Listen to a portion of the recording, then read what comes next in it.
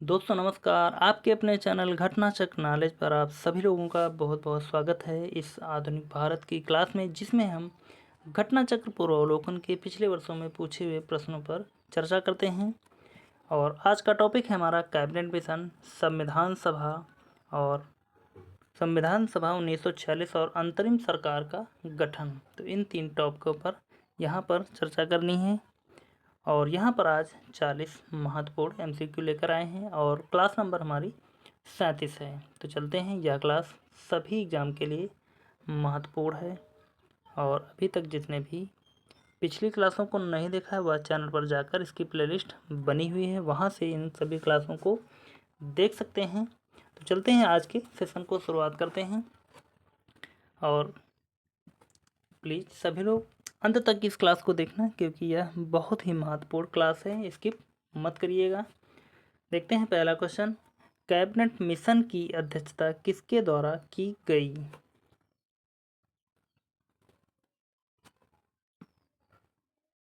Lord एटली, B Stafford Cripps, सी Clement एटली, D sir P Lawrence.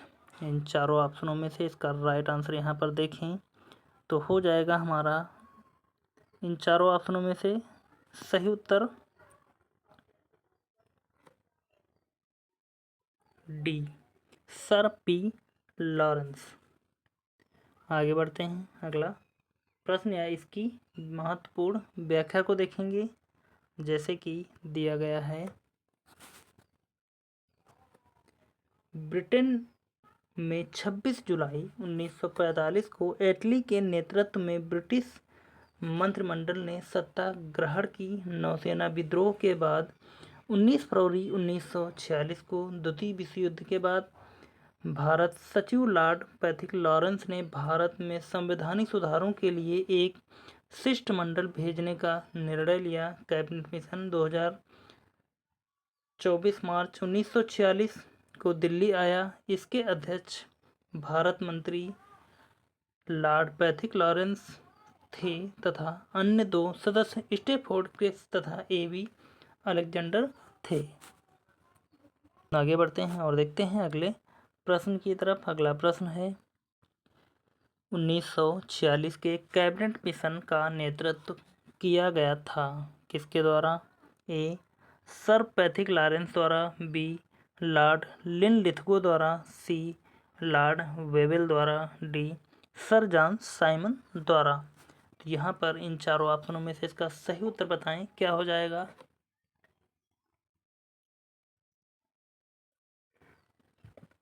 यहाँ पर हम आपको 10 सेकेंड का हर क्वेश्चन पर आपको समय देंगे और यहाँ पर लगभग 10 सेकेंड हो चुका है। इसका सही उत्तर हो जाएगा ए सर पैथिक लॉरेंस द्वारा 1946 के कैबिनेट मिशन का नेतृत्व किया गया था। अगला प्रश्न है, इनमें से कौन कैबिनेट मिशन के सदस्य नहीं थे? ए पैथिक लॉरेंस, बी वेवेल, सी Stafford Cripps, D A V Alexander, ई उपरोक्त में से कोई नहीं है, उपरोक्त में से एक से अधिक। यहाँ पर चारों या पांचों ऑप्शनों में से सही उत्तर बताएं, क्या हो जाएगा?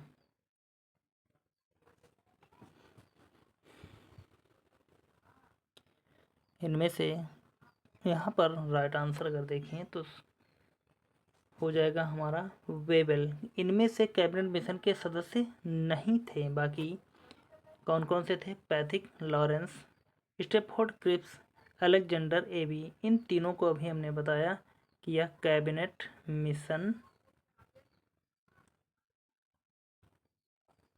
के सदस्य थे। अगला प्रश्न है, निम्नलिखित में से किसने 1946 के कैबिनेट मिशन का नेतृत्व किया था?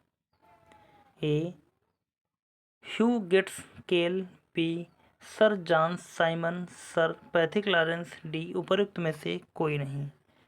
चार ऑप्शन है, चारों में से इसका राइट आंसर ये देखें तो हो जाएगा हमारा 1946 के कैबिनेट मिशन का नेतृत्व जिसने किया था वह थे सर पैथिक लॉरेंस और इनके सहयोगी, जैसा कि अभी हमने पिछले क्वेश्चन में यहाँ पर देखो बताया था कौन कौन थे। पैथिक लॉरेंस के अलावा स्टेफोर्ड क्रिप्स और एवी अलेक्जेंडर या दो इनके सहयोगी थे।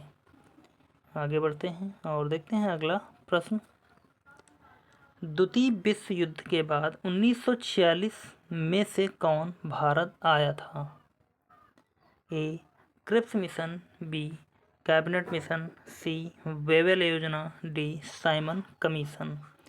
4 ऑप्शन हैं, चारों ऑप्शनों में से इसका राइट आंसर देखें तो हो जाएगा इसका राइट आंसर हमारा बी कैबिनेट मिशन द्वितीय विश्व युद्ध के बाद 1946 में आया था या भारत आया था। अगला प्रश्न, निम्न में से किस एक ने भारत के लिए त्रिस्तरीय शासन व्यवस्था का प्रस्ताव किया था? ए नेहरू समिति ने, बी साइमन कमीशन ने, सी क्रिप्स मिशन ने, डी कैबिनेट मिशन ने। इन चारों ऑप्शनों में से इसका राइट आंसर ये देखें तो यहाँ पर इसका राइट आंसर हो जाएगा हमारा डी कैबिनेट मिशन ने। अगला प्रश्न या इसकी महत्वपूर्ण व्याख्या देखेंगे हम। दिया है कैबिनेट मिशन मार्च 1946 में भारत पहुंचा। इस मिशन के सदस्य स्टेफोर्ड क्रिप्स अध्यक्ष board of trade, Pethick Lawrence Bharat सचिव और एवी अलेक्जेंडर नौसेना मंत्री थे। इसने त्रिस्तरीय शासन व्यवस्था को सुझाया, प्रांतों के छोटे अथवा बड़े गुट बनाने के अधिकार की पुष्टि की तथा प्रांतों को आ 3 श्रेणियों में विभक्त किया था।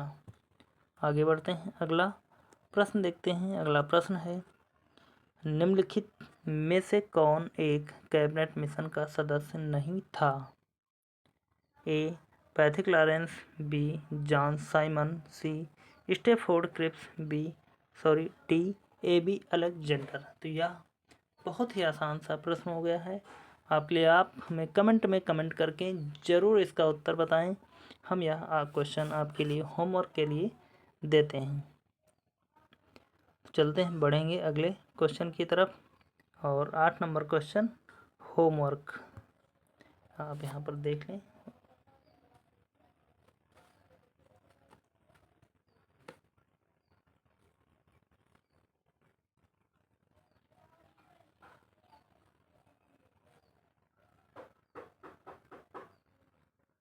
आंसर कमेंट में करें। बढ़ेंगे, अगला प्रश्न देखते हैं। इन व्यक्तियों में से कैबिनेट मिशन का सदस्य नहीं था? A William Wood, B Pethick Lawrence, C Stafford Cripps, D A V Alexander. इनमें से इसका राइट आंसर यहाँ पर हो जाएगा ए विलियम वुड। अगला प्रश्न, क्वेश्चन नंबर 10 है। इसका प्रस्ताव मई में आया। इसमें अभी भी भारत को विभाजन मुक्त रखने की आकांक्षा थी, जिसका ब्रिटिश प्रांतों से मिलकर बने एक संघीय राज्य का स्वरूप होना था। उपर्युक्त उद्धरण का संबंध है। ए साइमन कमीशन के, बी गांधी इरविन पैक्ट से, सी क्रिप्स मिशन से, डी कैबिनेट मिशन से। इन चारों ऑप्शनों में से इसका राइट आंसर यहाँ पर देखें तो हो जाएगा इसका राइट आंसर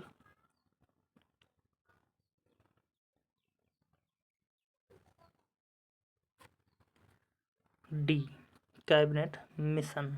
अगला प्रश्न या इसकी महत्वपूर्ण व्याख्या को देखेंगे हम एक बार। दिया है 16 मई 1946 को कैबिनेट मिशन ने अपने प्रस्तावों की घोषणा की। ये प्रमुख थे कौन कौन से? नंबर 1 भारत की एकता बनाई रखी जाए।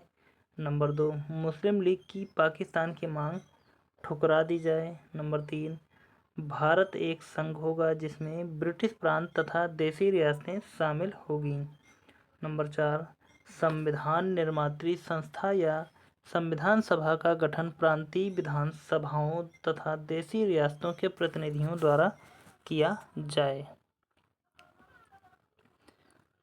बढ़ते हैं, अगला प्रश्न देखते हैं। अगला प्रश्न है, कैबिनेट मिशन योजना के विषय में निम्नलिखित में से कौन सा सही नहीं है?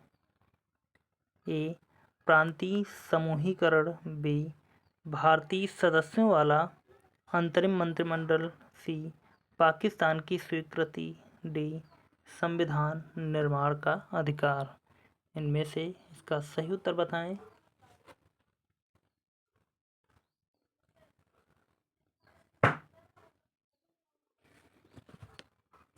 तो यहाँ पर ये देखें कि 11 नंबर क्वेश्चन का हमारा सही उत्तर क्या हो जाएगा। तो यहाँ पर हो जाएगा सी, पाकिस्तान की स्वीकृति। कैबिनेट मिशन योजना के विषय में निम्नलिखित में से कौन सा सही नहीं है? पाकिस्तान की स्वीकृति। अगला प्रश्न है, निम्नलिखित में से किसने वायसराय की एग्जीक्यूटिव काउंसिल के पुनर्गठन का सुझाव दिया, जिसमें वार मेंबर सहित सभी विभाग भारतीय नेताओं द्वारा धारण किए जाने थे?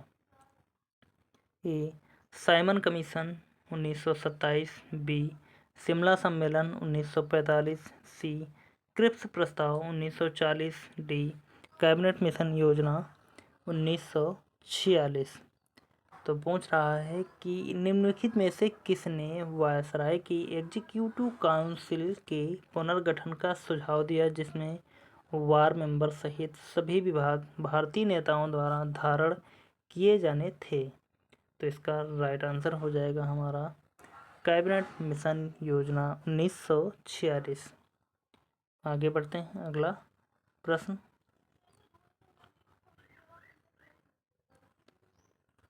अगला प्रश्न है, कैबिनेट मिशन के संदर्भ में निम्नलिखित में से कौन सा या से कथन सही हैं?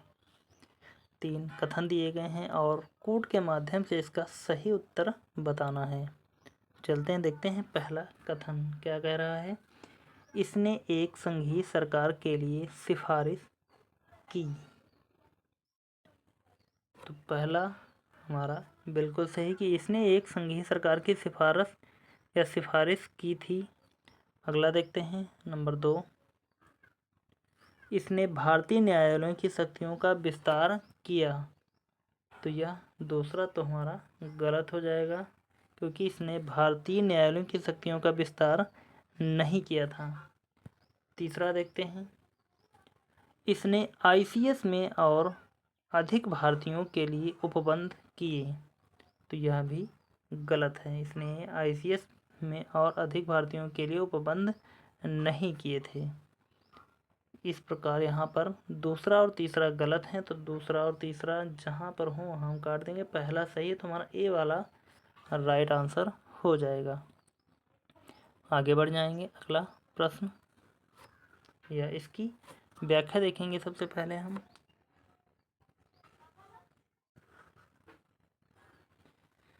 दिया गया है, कैबिनेट मिशन 24 मार्च 1946 को दिल्ली पहुंचा और भारत के विभिन्न राजनीतिक दलों से लंबी बातचीत हुई। चूंकि भारत की प्रमुख राजनीतिक पार्टियां मुस्लिम लीग तथा कांग्रेस के मध्य भारत की एकता तथा बंटवारे के विषय में समझौता नहीं हो सका, इसलिए शिष्टमंडल ने अपनी ओर से समस्या का हल प्रस्तुत किया। ये प्रस्ताव वायसराय लॉर्ड वेवेल तथा शिष्टमंडल ने एक संयुक्त वक्तव्य में 16 मई 1946 को प्रकाशित किए। लंबे समय की योजना के रूप में कैबिनेट मिशन या शिष्टमंडल ने पाकिस्तान की मांग को अस्वीकार कर दिया। कैबिनेट मिशन के अन्य सुझाव निम्नलिखित थे।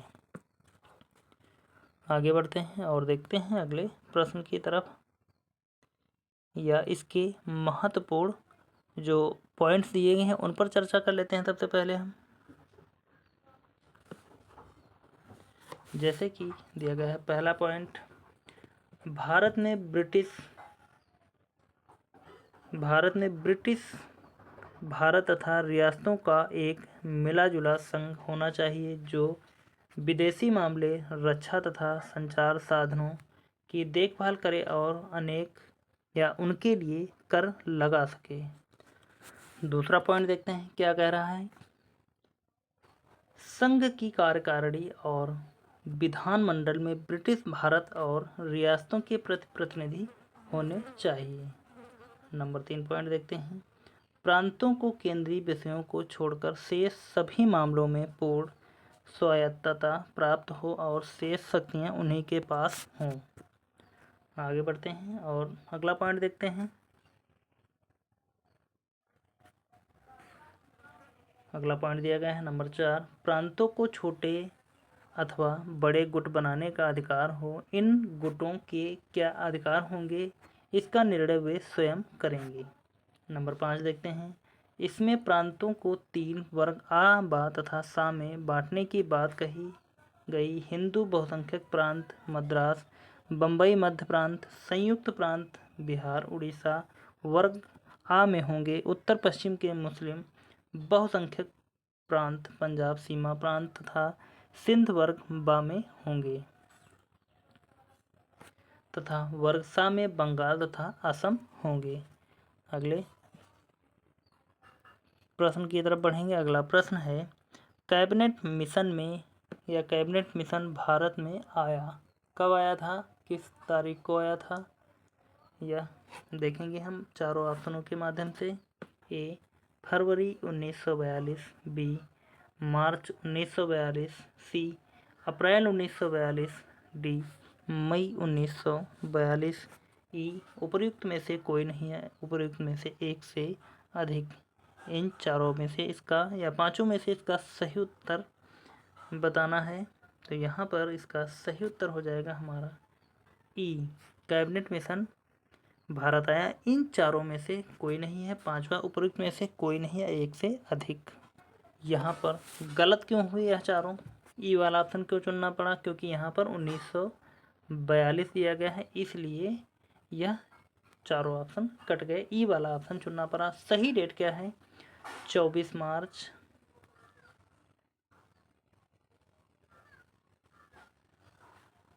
1946 को कैबिनेट मिशन दिल्ली पहुंचा था, तो इसलिए हम ई वाले ऑप्शन को चूज किए यहाँ पर। अगला देखते हैं। अगला यहाँ पर प्रश्न है, नीचे दो कथन दिए गए हैं जिनमें एक को कथन ए तथा दूसरे को कारण आर कहा गया है और कथन और कारण के माध्यम से इसका सही उत्तर बताना है। तो चलते हैं देखेंगे इसके हम सही उत्तर को, थोड़ा सा जूम कर लेंगे इस क्वेश्चन को हम। यहाँ पर कथन कह रहा है 1946 में मुस्लिम लीग ने कैबिनेट मिशन प्लान के लिए दी गई अपनी स्वीकृत वापस ले ली थी। कथन हमारा बिल्कुल सही है। कारण कह रहा 1946 में गठित अंतरिम सरकार में मुस्लिम लीग शामिल हुई थी, तो कारण भी हमारा बिल्कुल सत्य है। अब कथन कारण कथन की व्याख्या कर रहा है या नहीं, इसके लिए हम पढ़ते हैं। सबसे पहले कारण 1946 में गठित अंतरिम सरकार में इस सरकार में मुस्लिम लीग शामिल हुई थी, इसलिए 1946 में मुस्लिम लीग ने कैबिनेट मिशन प्लान के लिए दी गई अपनी स्वीकृत वापस ले ली थी।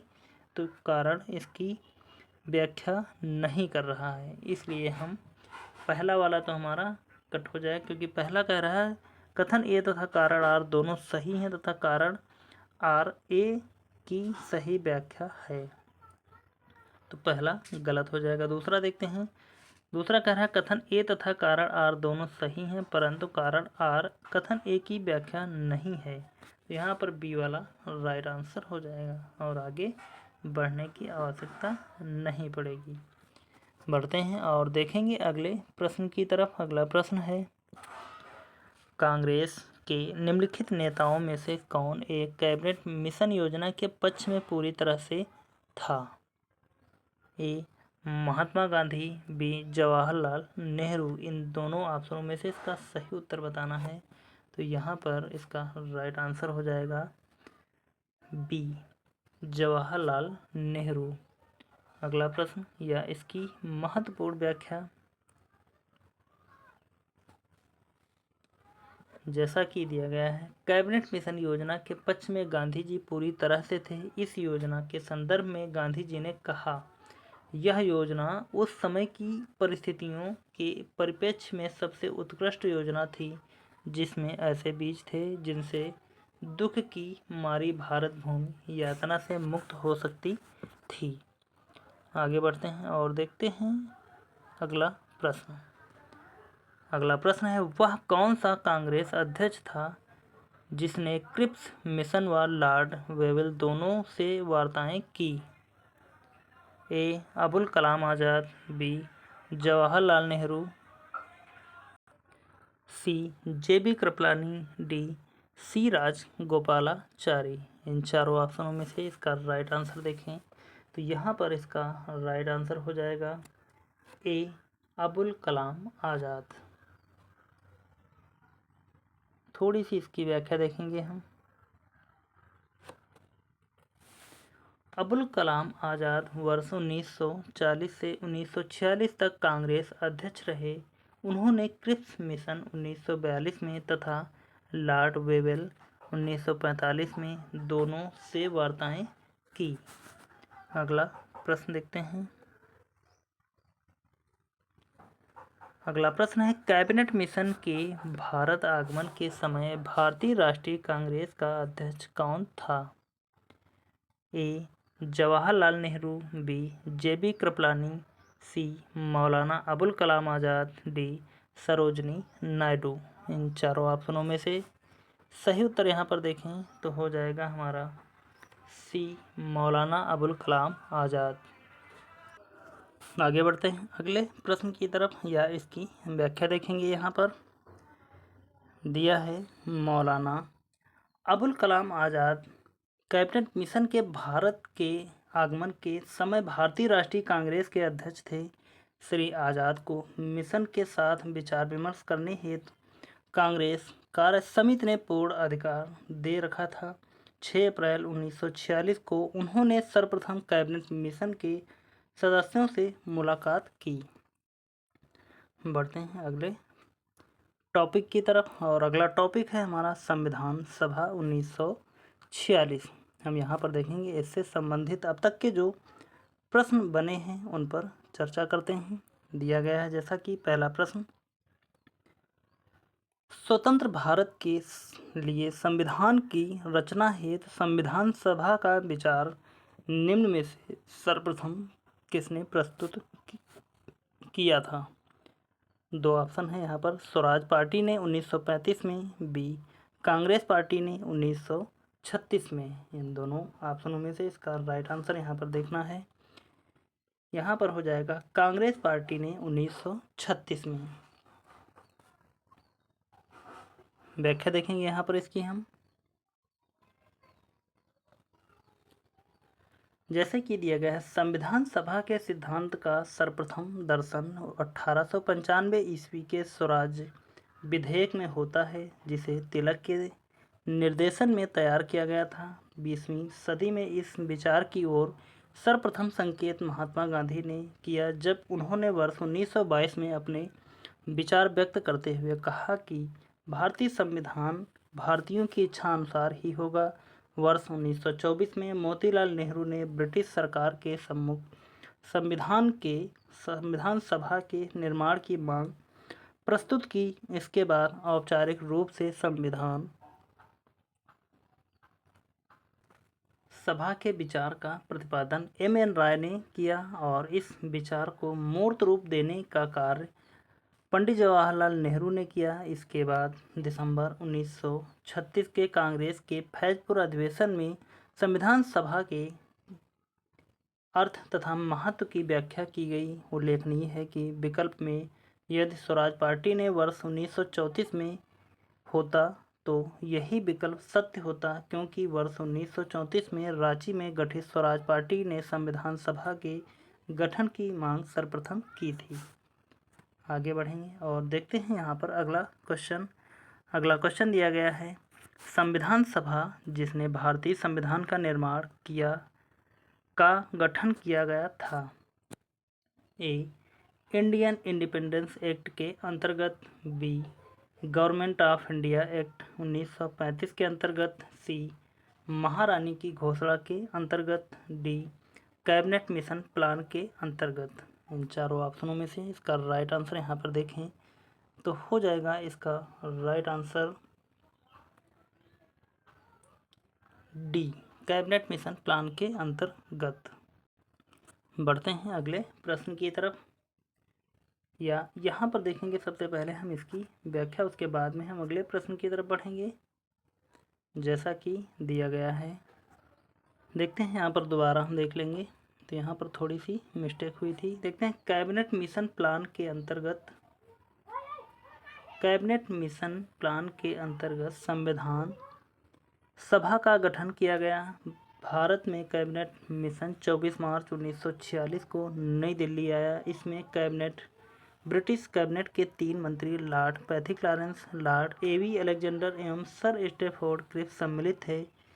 मिशन की घोषणा के समय इसके अध्यक्ष सर पैथिक लॉरेंस ने यह स्पष्ट किया था कि इस मिशन का उद्देश्य स्वतंत्र भारत का संविधान तैयार करने के लिए शीघ्र ही एक कार्यप्रणाली तैयार करना तथा अंतरिम सरकार के लिए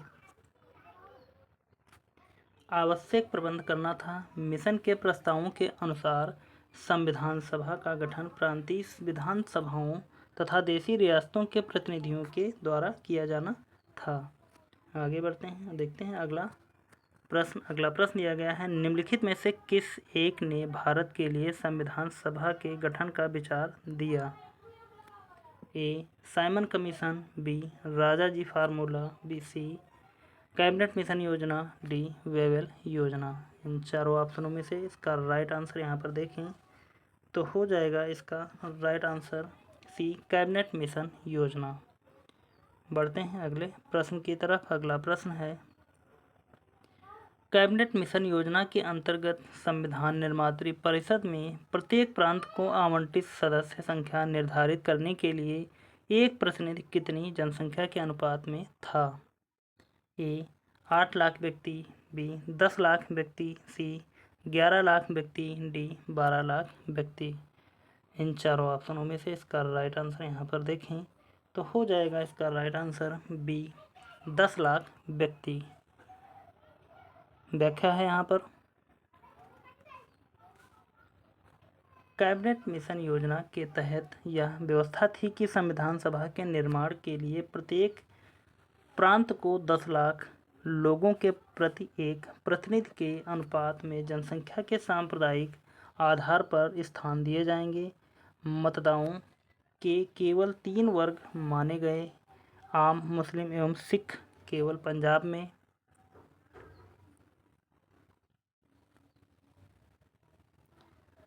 अगला प्रश्न देखते हैं, संविधान सभा का पहला सत्र हुआ था? ए. 16 अगस्त 1947 को, बी. 26 जनवरी 1948 को, सी. 9 दिसंबर 1946 को, डी. 26 नवंबर 1946 को। इनमें से इसका राइट आंसर देखें तो यहाँ पर इसका राइट आंसर हो जाएगा सी, 9 दिसंबर 1946 को। अगला प्रश्न है, इनमें से कौन भारतीय संविधान का अध्यक्ष था? A. Doctor Rajendra Prasad, B. Pandit Jawaharlal Nehru, C. Sardar Patel, D. Doctor B.R. Ambedkar. चारों ऑप्शनों में से इसका राइट आंसर यहाँ पर बताना है कि कौन भारतीय संविधान का अध्यक्ष था। तो इसका राइट आंसर हो जाएगा डॉक्टर राजेंद्र प्रसाद। अगला प्रश्न, भारतीय उपनिवेश के लिए प्रभुसत्ता संपन्न संविधान सभा के प्रथम अध्यक्ष थे? ए. सी. राजगोपालाचारी, बी. मौलाना अबुल कलाम आज़ाद, सी. राजेंद्र प्रसाद, डी. सच्चिदानंद सिन्हा। 4 ऑप्शन हैं, चारों ऑप्शनों में से इसका राइट आंसर देखें तो यहाँ पर हो जाएगा 7 का सी, राजेंद्र प्रसाद। अगला, या इसकी महत्वपूर्ण थोड़ी सी व्याख्या, जैसे कि यहाँ पर दिया गया है, अपने गठन के समय संविधान सभा संप्रभु नहीं थी। 15 अगस्त 1947 को संविधान सभा भारतीय अधिराज्य के लिए संप्रभु संविधान सभा घोषित की गई। उस दिन चूंकि इसलिए अध्यक्ष डॉक्टर राजेंद्र प्रसाद थे, अतः अभीष्ट उत्तर विकल्प सी हो जाएगा। बढ़ते हैं, अगला प्रश्न देखते हैं। यहाँ पर अगला प्रश्न दिया गया है, निम्नलिखित कथनों में से कौन सा एक सही है? ए, वर्ष 1946 में प्रांतीय सभाओं द्वारा भारत की संविधान सभा चुनी गई। B, Jawaharlal Nehru, M.A. जिन्ना या मोहम्मद अली जिन्ना और सरदार वल्लभ भाई पटेल भारत की संविधान सभा के सदस्य थे। सी, भारत की संविधान सभा का प्रथम अधिवेशन जनवरी 1947 में हुआ। डी, भारत का संविधान 26 जनवरी 1950 को अंगीकृत किया गया था। तो इनमें से एक सही है, बाकी 3 गलत हैं। तो वह राइट आंसर कौन सा हो जाएगा? वर्ष 1946 में प्रांतीय सभाओं द्वारा भारत की संविधान सभा चुनी गई थी। एक यह सही है, बाकी यह तीनों गलत हैं। बढ़ते हैं और देखते हैं यहाँ पर इसकी महत्वपूर्ण व्याख्या को। कैबिनेट मिशन के अनुसार जुलाई 1946 में संविधान सभा के चुनाव हुए। संविधान सभा के प्रांतों के लिए 296 सदस्यों के लिए ही ये चुनाव हुए। कांग्रेस के 208, मुस्लिम लीग के 73 तथा 15 अन्य दलों और स्वतंत्र उम्मीदवार के रूप में निर्वाचित हुए। मोहम्मद अली जिन्ना भारत की संविधान सभा के सदस्य नहीं थे। संविधान सभा का प्रथम अधिवेशन 9 दिसंबर 1946 को हुआ। इसके अस्थायी अध्यक्ष डॉक्टर सच्चिदानंद सिन्हा थे। 11 दिसंबर 1946 को संविधान सभा की दूसरी बैठक दिल्ली में हुई, जब डॉक्टर राजेंद्र प्रसाद को स्थायी अध्यक्ष निर्वाचित किया गया। भारत के संविधान सभा को 26 नवंबर 1949 को अंगीकृत किया गया था। तो इस प्रकार हमने यहाँ पर तीनों जो गलत कथन थे उन पर चर्चा कर ली और उनके सही उत्तर भी देखे। अगला प्रश्न, सच्चिदानंद सिन्हा किसके साथ जुड़े थे? ए, भारत छोड़ो आंदोलन। बी, दांडी मार्च। सी, सविनय अवज्ञा आंदोलन। डी, इनमें से किसी के साथ नहीं। तो यहाँ पर इसका राइट आंसर देखें तो यहाँ पर हो जाएगा हमारा ए, भारत छोड़ो आंदोलन के साथ जुड़े थे। आगे बढ़ते हैं अगले प्रश्न की तरफ। अगला प्रश्न है हमारा, निम्न में से किसने ब्रिटिश युग की केंद्रीय लेजिस्लेटिव असेंबली तथा स्वतंत्र भारत की संसद में अध्यक्ष का पद संभाला? A, sir Abdul Rahim. B, G.V. Mavalankar. C, Ananthasayanam Ayyangar. D, Vithalbhai Patel. 4 option हैं, चारों ऑप्शनों में से इसका राइट आंसर देखें तो यहाँ पर हो जाएगा ए, सर अब्दुल रहीम। व्याख्या देखेंगे इसकी हम।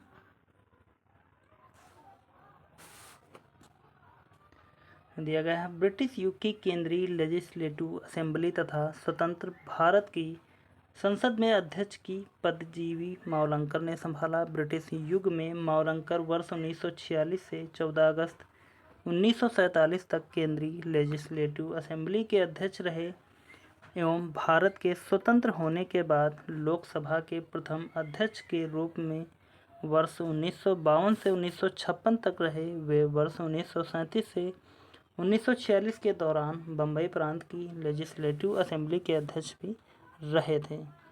आगे बढ़ते हैं और अगला टॉपिक है हमारा, अंतरिम सरकार का गठन 1946। देखते हैं इसके महत्वपूर्ण प्रश्नों को, जैसे कि यहाँ पर दिया गया है, 1946 में गठित अंतरिम कैबिनेट की अध्यक्षता किसने की थी? ए, राजेंद्र प्रसाद। बी, जवाहरलाल नेहरू। बी, सी, सरदार वल्लभ भाई पटेल। डी, राजगोपालाचारी। 4 ऑप्शन हैं, चारों ऑप्शनों में से इसका राइट आंसर देखें तो हो जाएगा हमारा बी, 1946 में गठित अंतरिम सरकार या अंतरिम कैबिनेट मिशन की अध्यक्षता जवाहरलाल नेहरू ने की थी। व्याख्या देखेंगे इसकी हम। दिया गया है कांग्रेस वायसराय के नवीनतम प्रस्तावों को स्वीकार कर लेने के बाद 12 अगस्त 1946 को लॉर्ड वेवेल ने कांग्रेस अध्यक्ष जवाहरलाल नेहरू को अंतरिम सरकार के गठन के लिए निमंत्रण दिया। 24 अगस्त 1946 को पंडित नेहरू के नेतृत्व में भारत की पहली अंतरिम राष्ट्रीय सरकार की घोषणा तथा 2 सितंबर 1946 को इसका गठन हुआ, जिसमें प्रारंभ में मुस्लिम लीग की भागीदारी नहीं थी। आगे बढ़ते हैं और देखते हैं। अगला प्रश्न दिया गया है, पंडित जवाहरलाल नेहरू के नेतृत्व में अंतरिम सरकार का गठन हुआ था। ए जुलाई 1946 में, बी अगस्त 1946 में, सी सितंबर 1946 में, डी अक्टूबर 1946 में। इसमें से इसका राइट आंसर देखें तो हो जाएगा इसका सही उत्तर 2 सितंबर 1946 में। बढ़ते हैं, अगला प्रश्न देखते हैं। जवाहरलाल नेहरू के अधीन एक अंतरिम सरकार का गठन कब हुआ था? ए जुलाई 1946 को, बी अगस्त 1946, सी सितंबर 1946, डी अक्टूबर 1946। 4 ऑप्शन हैं, चारों ऑप्शनों में से इसका राइट आंसर देखें तो हो जाएगा सी सितंबर 1946। अगला प्रश्न, 1946 में बनी अंतरिम सरकार में डॉक्टर राजेंद्र प्रसाद के पास कौन सा विभाग था? ए रक्षा, बी विदेश मामले तथा राष्ट्रमंडल संबंध, सी खाद्य तथा कृषि, डी कोई भी नहीं। 4 ऑप्शन है, इसमें से सही उत्तर बताना है हमको तो हो जाएगा हमारा सी खाद्य तथा कृषि। पढ़ते हैं, इसकी व्याख्या देखेंगे यहाँ पर हम। जैसे कि दिया गया है, डॉक्टर राजेंद्र प्रसाद वर्ष 1946 में बनी भारत की अंतरिम सरकार में खाद्य एवं कृषि मंत्री थे। इस सरकार में रक्षा विभाग केवल बलदेव सिंह के पास था, जबकि विदेश मामले तथा राष्ट्रमंडल संबंध का विभाग जवाहरलाल नेहरू के पास था। अगला प्रश्न देखते हैं। अगला प्रश्न है हमारा, अंतरिम सरकार 1946 में रेल मंत्रालय का कार्य कौन देखता था? ए बलदेव सिंह, बी टी चुंद्रीकर, सी आसफ अली, डी अब्दुल रब निस्तार। 4 ऑप्शन हैं, चारों ऑप्शनों में से इसका राइट आंसर देखें तो हो जाएगा इसका right answer C Asaf Ali अंतरिम सरकार में 1946 में रेल मंत्रालय का कार्य देखते थे। बढ़ते हैं और देखते हैं यहाँ पर अगले प्रश्न की तरफ। अगला प्रश्न है, जब 1946 में भारतीय मुस्लिम लीग को अंतरिम सरकार में सम्मिलित किया गया तब लियाकत अली खां को जो विभाग दिया गया वह था? ए विदेश, बी गृह, सी वित्त, डी रक्षा। 4 ऑप्शन, चारों में से इसका सही उत्तर यहाँ पर हो जाएगा सी वित्त। बढ़ते हैं और देखते हैं इसकी व्याख्या को। दिया गया है, वर्ष 1946 में लॉर्ड वेवेल के बहुत कहने सुनने पर लीग अंतरिम सरकार में शामिल होने के लिए राजी हो गई। अक्टूबर 1946 में लीग के 5 सदस्य सरकार में शामिल हो गए। लियाकत अली को वित्त मंत्री बनाया गया, जिन्होंने नया बजट प्रस्तुत करते समय उद्योगपतियों और व्यापारियों पर अत्यधिक कर लगाए। देखते हैं अगले प्रश्न को। अगला प्रश्न दिया गया है, निम्नलिखित में से कौन नेहरू की अंतरिम सरकार 1946 में वित्त मंत्री था? 4 ऑप्शन हैं, चारों में से देखते हैं इसके सही उत्तर की तरफ। Number A Fazal ul Haq, B Khizr Hayat Khan, C Liaquat Ali Khan, D Ghazanfar Ali खां। चारों ऑप्शनों में से इसका राइट आंसर देखें तो यहाँ पर इसका सही उत्तर हो जाएगा हमारा सी लियाकत अली खां। आगे बढ़ते हैं और देखते हैं अगला प्रश्न। अगला प्रश्न दिया गया है, निम्नलिखित में से कौन अंतरिम सरकार का सदस्य नहीं था? A Jawaharlal Nehru, B Baldev Singh, C Ali Zaheer, D BR Ambedkar. 4 option, चारों ऑप्शनों में से इसका राइट आंसर यहाँ पर हो जाएगा डी. B.R. अम्बेडकर अंतरिम सरकार का सदस्य नहीं थे। व्याख्या देखेंगे इसकी यहाँ पर। 2 सितंबर 1946 को पंडित जवाहरलाल नेहरू के नेतृत्व में अंतरिम सरकार की स्थापना हुई। कैबिनेट मिशन योजना के तहत अंतरिम सरकार की घोषणा 24 अगस्त 1946 को की गई थी। लीग के अंतरिम सरकार में शामिल होने के बाद इसमें पंडित जवाहरलाल नेहरू, सरदार वल्लभ भाई पटेल, डॉक्टर राजेंद्र प्रसाद, आसफ अली, डॉक्टर जान मथाई, जगजीवन राम, सरदार बलदेव सिंह, गजनफर अली खां, लियाकत अली खां, अब्दुल रब निस्तार, इब्राहिम इस्माइल चुंद्रीगर, सी राजगोपालाचारी एवं डॉक्टर C.H. भाभा शामिल थे। इसमें विधि मंत्री लीग द्वारा नामित जोगेंद्र नाथ मंडल थे। इसमें लीग के 5 सदस्य कांग्रेस के सदस्य शरत चंद्र बोस, शफात अहमद खां और सैयद अली जहीर के स्थान पर शामिल किए गए थे। B.R. अम्बेडकर इसमें शामिल नहीं थे। अगला प्रश्न देखते हैं। अगला प्रश्न है, निम्नलिखित में से कौन सितंबर 2, 1946 को गठित अंतरिम सरकार में मंत्री नहीं थे? ए. जवाहरलाल नेहरू, बी. लियाकत अली खां, सी. अबुल कलाम आज़ाद, डी. डॉक्टर राजेंद्र प्रसाद।